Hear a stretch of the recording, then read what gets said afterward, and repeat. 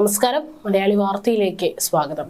1000 acre സ്ഥലം, ചായപ്പൊടി ഉൽപാദനം മുതൽ കൂറ്റൻ ഊഞ്ഞാൽ വരെ. സൺബേൺ പുതുവത്സരാഘോഷത്തിലെ തിരക്ക് നിയന്ത്രിക്കാൻ പോലീസിന് ലാത്തി ചാർജ് വരെ നടത്തേണ്ടി വന്നു. എതിർപ്പ് മൂലം ഈ പുതുവത്സരാഘോഷം മാറ്റിവെക്കേണ്ടി വന്നു. ബോച്ചെ 1000 ഏക്കർ. മേപ്പാടിയിലെ ബോബി ചെമ്മണ്ണൂരിന്റെ എസ്റ്റേറ്റ് മറ്റൊരു ലോകമാണ്.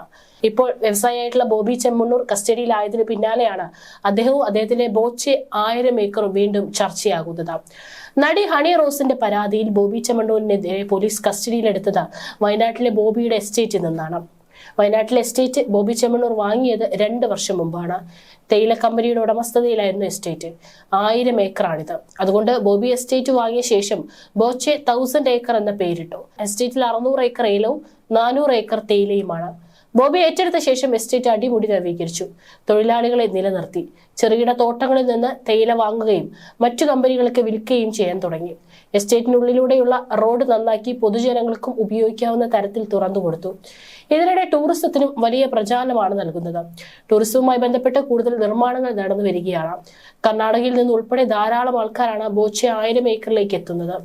എസ്റ്റേറ്റ് വാങ്ങിയ ശേഷം ബോച്ചെ ടീ എന്ന പേരിൽ ചായപ്പൊടി ഉൽപ്പാദിപ്പിച്ച് വിൽക്കാൻ ആരംഭിച്ചത്.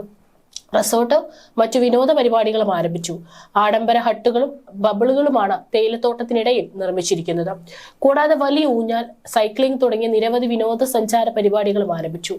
കഴിഞ്ഞ വർഷം സൺബേൺ എന്ന പേരിൽ പുതുവത്സര തലേന്ന് ആഘോഷം സംഘടിപ്പിച്ചു. ആയിരക്കണക്കിന് ആളുകൾ എത്തിയതോടെ പോലീസിന് ലാത്തി ചാർജ് നടത്തേണ്ടി വന്നു. ഇക്കൊല്ലവും പുതുവത്സരാഘോഷം സംഘടിപ്പിച്ചെങ്കിലും പ്രദേശവാസികളുടെ പ്രതിഷേധം പോലും നടന്നില്ല. പരിപാടി നടത്തുന്നതിനെതിരെ ഹൈക്കോടതിയിൽ നിന്ന് സ്റ്റേ വാങ്ങി. ജില്ലാ കളക്ടറും പരിപാടിക്ക് അനുമതി നിഷേധിച്ചു. ഉരുൾപൊട്ടലുണ്ടായ ചൂരൽമലയിലേക്ക് പോകുന്ന വഴിക്കാണ് എസ്റ്റേറ്റ്.